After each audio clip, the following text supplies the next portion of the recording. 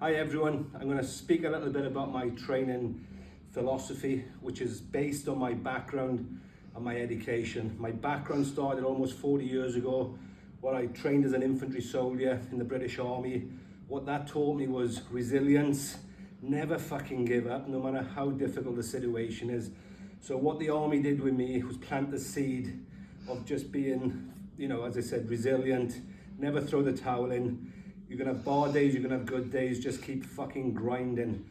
My training education also started in the military, but I went further on to a couple of years forward when I left and became one of the first full-time professional strength coaches in World Rugby. And at that time, there wasn't really any training philosophy in rugby, it only just gone professional.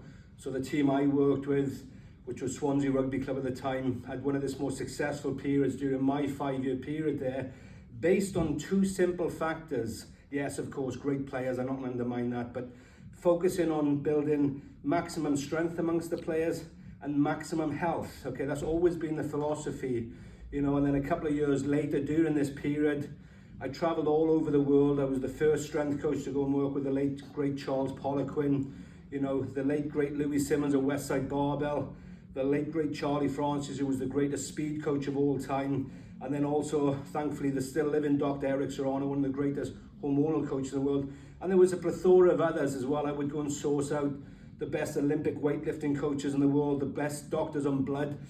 And the reason why I'm saying this is that sort of cemented my sort of understanding on you've got to get the person healthy, no matter if it's an Olympic athlete, no matter if it's, Julie, who's a 55-year-old menopausal female who wants to lose weight.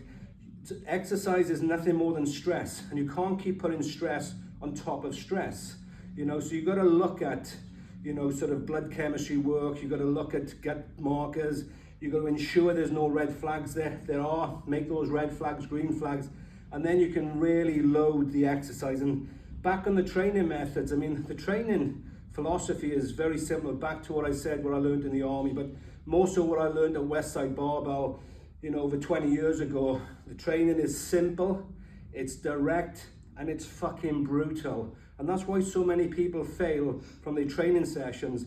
The training intensity is so low, there's never going to be a response. And the reason why the training is so low in terms of intensity is most people are sick.